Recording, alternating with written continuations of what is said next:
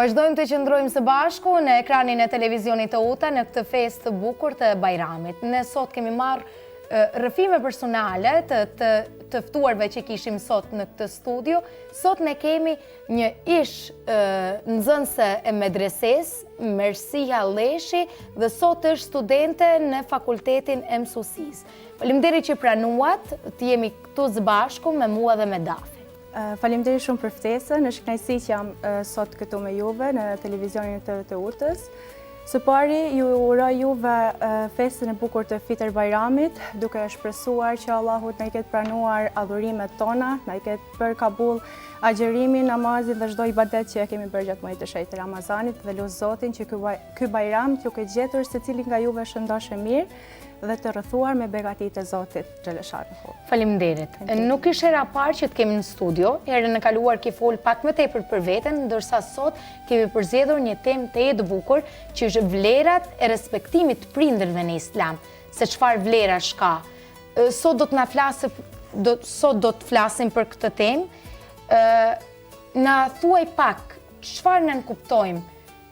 Cila është rëndësia e respektimit të prindërve në Islam? Bismillahirrahmanirrahim. Falënderimet dhe lavdërimet i takojnë vetëm Allahu xhaleshanuhu, krijuesit të kësaj gjësie. Selam dhe përshëndetjet më të bukura dhe më të përzemërta ja dërgojmë krijesës më të bukur, krijesës më të ndershme, Muhamedit sallallahu alaihi wasallam. Paqja dhe mëshira e Allahut qoftë mbi të. Së pari, ju falenderoj edhe një herë për ftesën që kam ardhur këtu për me fol për një temë shumë të rëndësishme. Një temë e cila ka një vlerë shumë të madhe në Islam. Dua të falenderoj Allahun që më ka rritur në një familje të shëndosht, në një familje ku me dy prindër, me vëllaun edhe gjysherit, ku fatkeqësisht sot kam vetëm gjyshen. Në një familje ku thelbi i familjes tonë ka qenë gjithmonë feja. Edhe kur është feja në familje, normalisht që kur ne adhurojmë Allahun, e kuptojmë edhe i bindemi bindjeve, urdhrave të Allahut xhaleshanuhu, normalisht që do i kuptojmë edhe ato rregullat. Normalisht që kur ne ju bindemi urdhrave të Allahut xhaleshanuhu, atëherë do kuptojmë edhe rëndësinë e prindërve në Islam. E për urdhrave të Allahut xhaleshanuhu është edhe sjellja e mirë me prindërit, mirësjellja e mirë me prindërit. Feja islame neve na mëson që së pari të adhurojmë Allahun xhaleshanuhu, të silljemi mirë me njerëzit, të silljemi mirë me prindërit, që është gjëja më me vlerë në Islam. Tani do të transmetoj edhe një hadith të Ibn Mesudi, i cili ka thënë: e kam pyetur të dërguarin e Allahut xhaleshanuhu se cila është vepra më e dashur tek Allahu xhaleshanuhu. I dërguari i Allahut është përgjigjur: namazin e kohën e tij. E pastaj e ka pyetur: e pastaj cila është? Pra mirësjellja ndaj prindërve. E kur e ka pyetur prap, i ka thënë: po cila është prap? Lufta në rrugën e Allahut xhaleshanuhu. Një musliman, një i devotshëm që i kupton pra urdhrat e Allahut xhaleshanuhu, i bindet Allahut xhaleshanuhu, adhuron Allahun xhaleshanuhu, normalisht që do të jetë edhe i sjellshëm ndaj prindërve, do të luftojë në rrugën e Allahut xhaleshanuhu për të mirat. Çfarë na mëson Kurani, Mersi, konkretisht, le të themi, për sjelljen që duhet të kemi, edhe për kujdesin që duhet të kemi ndaj prindërve? Në shumë ajete të Kuranit, Allahu xhaleshanuhu na ka urdhëruar që të jemi të kujdesshëm ndaj prindërve tanë. Po një prej ajeteve të cilat Allahu xhaleshanuhu ka thënë, e Zoti yt ka përcaktuar që të mos adhuroni askën tjetër përveç Allahut dhe të silleni mirë me prindërit. Normalisht nga ky ajet na vetë kuptojmë që të adhurojmë vetëm Allahun edhe të sillemi mirë me prindërit tanë. Po për Kuranin na the, po i dërguari i Allahut Muhamedi alayhis salam, cili ishte ndoshta mesazhi i tij, apo cila ishte mendimi i tij për këtë, për respektimin e prindërve? Nga ky hadith është, çdo hadith është i bukur, po ky hadith është që mund të kuptohet edhe pa e spjeguar. Pra, Muhamedi alayhis salam në një hadith thotë, kënaqësia e Allahut është në kënaqësinë e prindërit dhe zemërimi i Allahut është në zemërimin e prindërit. vetë nga ky hadith ne mund ta kuptojmë qartë që nëse ne I gëzojmë prindrit, arrisim ta gëzojmë edhe Allahun xhaleshanehu. E nëse ne I hidhërojmë prindrit tanë, atëherën shpresojmë na fal Zoti, edhe të mos ta zemërojmë Allahun, por që ky është hadithi. Do të thotë nëse ne arrisim që të gëzojmë prindrit tanë, do arrisim që ta gëzojmë edhe Allahun xhaleshanehu. Por nëse ne e hidhërojmë, atëherën edhe Allahu do hidhërohet me neve. Pse konsiderohet vepër e mirë, kjo që po flasim ne sot, respekti ndaj prindërve? Ebu Hurajra radhiyallahu anhu transmeton se një njeri ka shkuar te I dërguari I Allahut Muhamedi sallallahu alaihi wasallam dhe e ka pyetur: "O I dërguari I Allahut, kush është më I denjtë për shoqërinë dhe mirësjelljen time?" I dërguari I Allahut Muhamedi alayhi salam është përgjigjur: "Nëna jote." E pastaj e ka pyetur përsëri për të dytën herë. Po pastaj, pra Muhamedi alayhi salam është përgjigjur përsëri nëna jote. E kur e ka pyetur për të tretën herë, po pastaj përsëri Muhamedi alayhi salam është përgjigjur nëna jote. Të katërën herë kur e ka pyetur, e pastaj Muhamedi alayhi salam është përgjigjur babai yt. Ne duhet ta kuptojmë këtu se vërtet prindërit kanë një vlerë shumë të madhe. Faktin që nëna ka një veçanti edhe më të madhe, por duke mos e lënë me një anas babajnë, sepse edhe ai ka një veçanti të veçantë. Babai është ai I cili e mban familjen, është ai I cili përkujdeset për familjen, mund të themi lën anash gjërat e tija për të siguruar një të ardhme të mirë për familjen e vet. Dhe ne duhet të jemi të gatshëm që t'ju qëndrojmë afër, edhe pse e dim që hakun nuk do arrijmë dot t'ju kthejmë, por t'ju qëndrojmë afër, t'ju themi fjalë mirësie, t'i respektojmë, t'i duam, edhe t'i nderojmë e krenojmë gjithmonë ato. Po pse theksohet më shumë ky roli I nënës në Islam?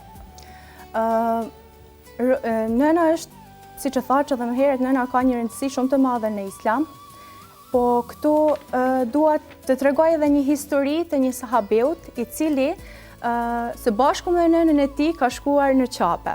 Edhe nënën e vet e ka mbajtur në shpatullat e tija.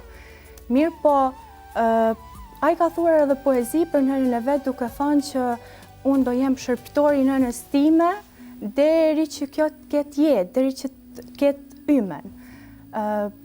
Pastaj ky njeri, do të thotë ky sahabi, ka pyetur Abdullah ibn Omari dhe I ka thënë: "Me këtë vepër që kam bërë, a ja kam kthyer nënës time atë që ka bërë ajo për mua?" Pra Abdullah ibn Omari me butësi është përgjigjur që jo, as edhe për një dhimbje që ajo ka ndjerë gjatë lindjes tënde. Nga kjo mund kuptojmë që sakrificën, mundin që nëna ka bërë për neve, ne nuk do arrijmë dot t'ja kthejmë. Është kjo mënyra se si duhet të sillemi me prindërit, Mersi?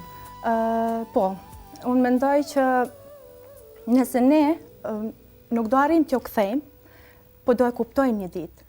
Do e kuptojmë një ditë që çfarë kanë bërë atë për neve. Po ndoshta edhe do jetë vonë, se ndoshta pra nuk do I kemi.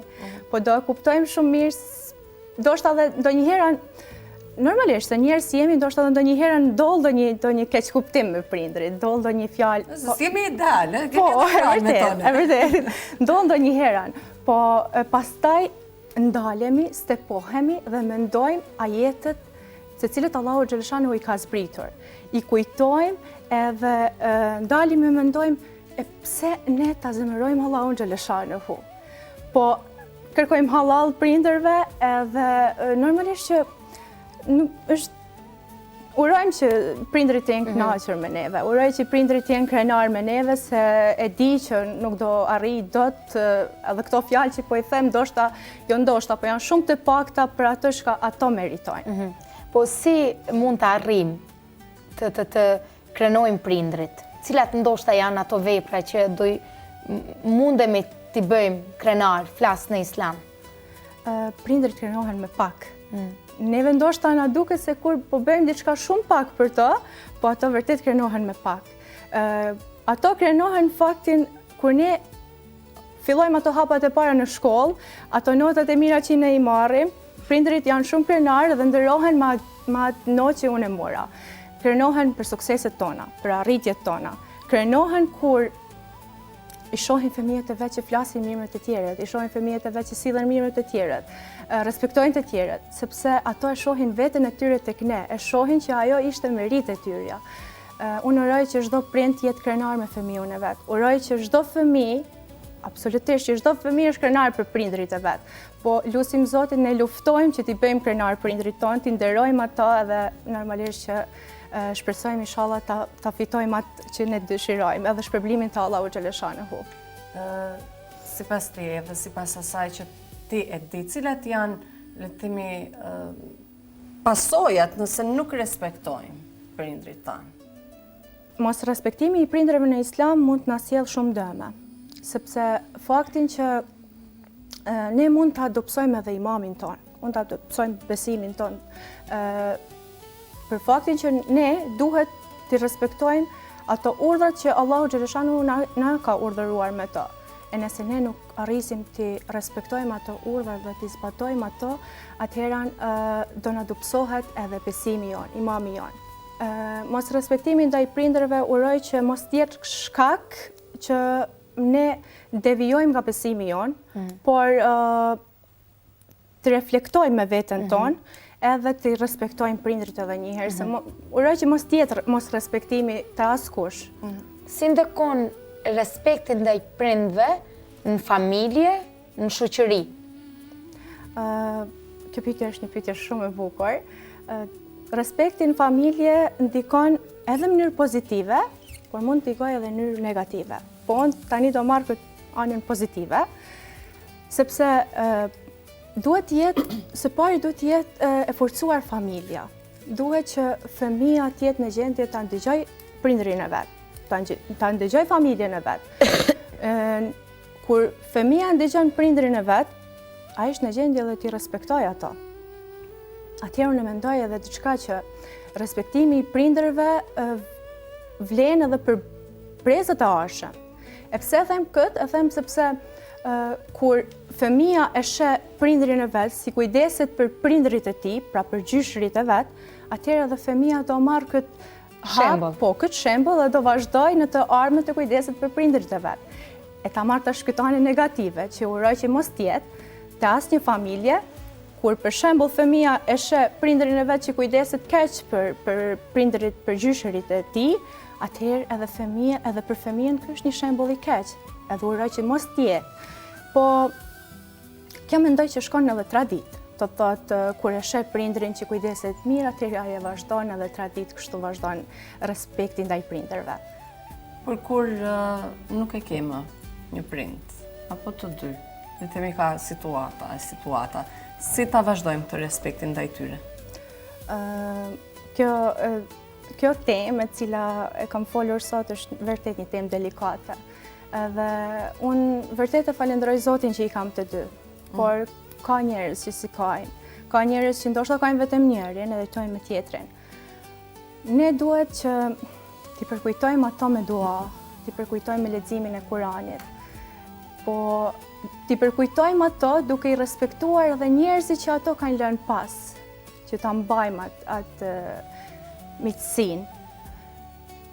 Unë lutem Zotin që ato të cilët nuk i kanë, Allahu t'i mëshiroj me xhenete, kurse ato të cilët i kanë, ne që i kemi, Allahu inshallah i shpërblen për mundin e tyre që e kanë bërë, edhe lutem Zotin që t'i kemi afër edhe për shumë vite tjera.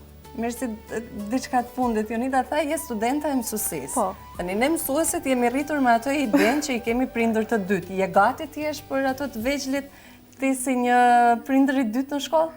Unë akoma jam në vitin e 3 të fakultetit, po faktin që e kam marrë me dëshirën më të madhe, po absolutisht që mendoj që jam gati, edhe pse është pak herës edhe 2 vite kam, por mendoj që jam gati se kam shumë dëshirë që të merrem me fëmijë. Edhe uroj që t'jap shembullin më të mirë. Sukses. Faleminderit shumë faleminderit. Ne të falenderojmë shumë që ishe në studio me neve për të folur për një temë jashtëzakonisht bukur dhe të ndihen nga çdo njeri nga ne, besoj.